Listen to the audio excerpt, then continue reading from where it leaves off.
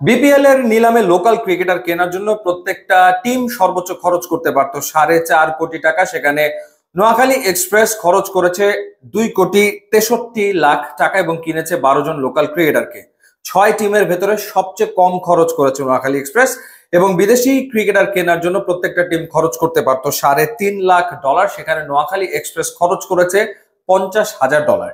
এবারে বিপিএল এ একেবারে শেষ মুহূর্তে এসছে নোয়াখালী এক্সপ্রেস এবং দেশ ট্রাভেলস, তারা মালিকানা পেয়েছে।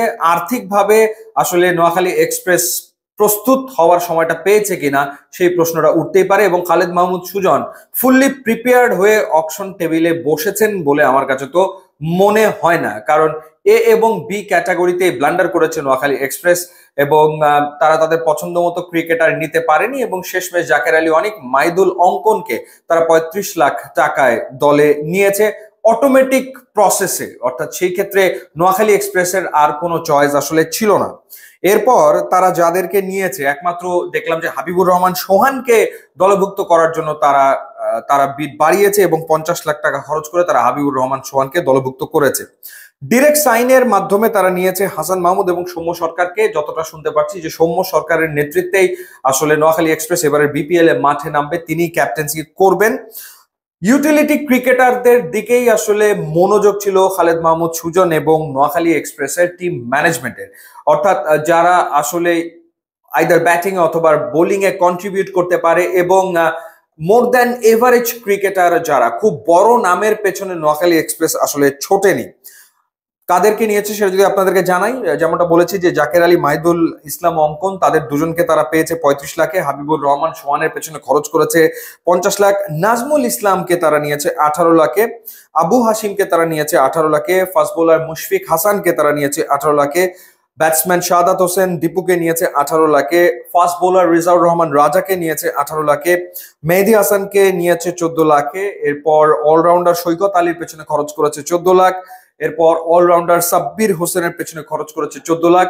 এরপর পাকিস্তানের দুজন ক্রিকেটার এহসান উল্লাহ, তার পেছনে খরচ করেছে $28,000 এবং হায়দার আলীর পেছনে খরচ করেছে $25,000। এহসান উল্লাহ পাকিস্তানের ফাস্ট বোলার, সুতরাং হাসান মাহমুদের সাথে এহসান উল্লাহর একটা জুটি হবে নিশ্চিতভাবে।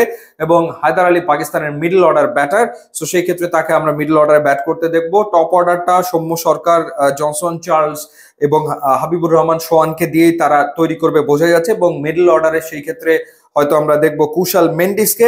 কুশাল মেন্ডিসের পাশাপাশি হয়তো হায়দার আলী সেইখানে থাকবে।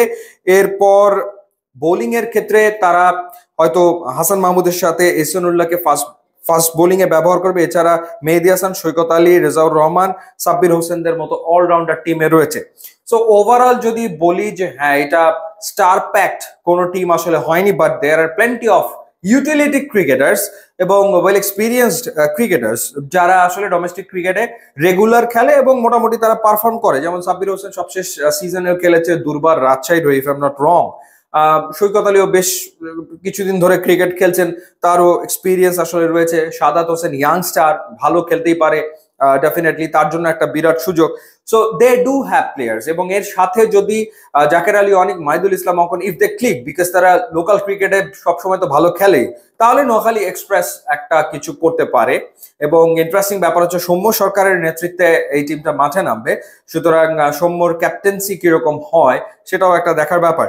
সো ওভারঅল এটা টুর্নামেন্টের বেস্ট টিম হয়েছে বলা যাবে না, বাট দে ক্যান ফাইট। তারা ফাইট করতে পারে প্রত্যেকটা টিমের সাথেই এবং ফাইট করে রেজাল্ট বের করে আনার মতো টিম হয়েছে, সেটা আসলে বলতেই হয়।